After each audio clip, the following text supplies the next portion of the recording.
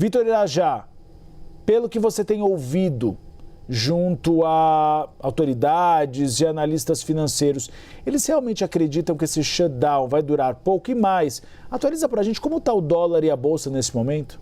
Uribe, a primeira leitura ela na verdade desse movimento de incerteza. Isso porque o que acontece com alguns membros do mercado com que eu conversei apontam que esse cenário em que você pode ter algum tipo de apagamento dos dados, em segundo lugar, exatamente essa incerteza acerca do período, do tempo em que esse shutdown ele vai vigorar nos Estados Unidos. Tudo isso transforma o setor privado, por exemplo, em um espectador de um cenário. Ainda mais quando a gente tem um cenário mais preocupante ainda, Uribe, que envolve, por exemplo, o apagão de dados. Isso é bastante relevante. Hoje, a gente tinha expectativa pela publicação de órgãos oficiais dos Estados Unidos, de dados oficiais dos Estados Unidos, acerca, por exemplo, dos pedidos de seguro-desemprego semanais. É um dado bastante relevante para a gente ter uma mensuração quase em tempo real acerca do cenário de emprego do país. Fora ele, amanhã, o escritório responsável por dados de trabalho dos Estados Unidos já afirmou que não vai publicar o chamado payroll, que aí sim o relatório oficial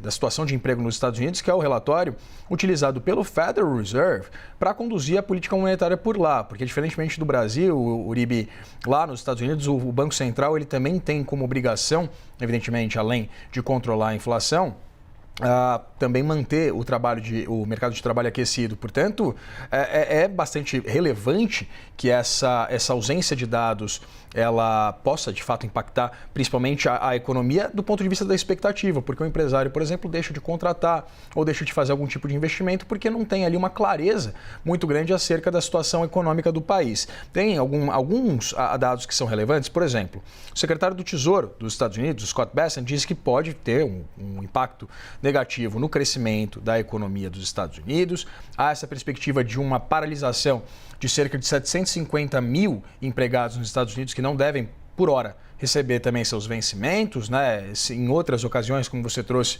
até mesmo nesse primeiro mandato de Donald Trump, esses pagamentos eles foram feitos de forma posterior, né? Ou seja, esses funcionários chegaram a receber, mas Donald Trump, também conhecido por gostar da instabilidade, vem defendendo, por exemplo, que ele poderia demitir pelo menos uma parcela desses 750 mil funcionários nessa incursão para tentar diminuir o tamanho do Estado, mas há uma preocupação muito gritante acerca exatamente desse apagão de dados e, evidentemente, também do ponto de vista de impacto econômico para os Estados Unidos, dada a importância do setor público por lá e, evidentemente, para a consolidação do ambiente econômico, macroeconômico do país. Então, há essa preocupação que é bastante relevante.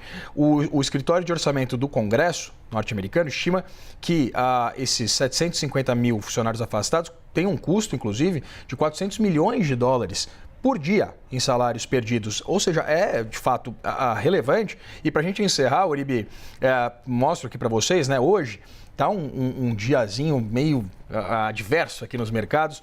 O Ibovespa, anteriormente, inclusive, eu estava checando ali os principais papéis, né, as principais ações negociadas em bolsa, tinham 2 ou 3 papéis apenas no campo positivo e com altas bastante irrisórias. O Ibovespa opera em queda de 1% nesse momento e o dólar comercial, por sua vez, opera em alta de 0,31% frente ao real.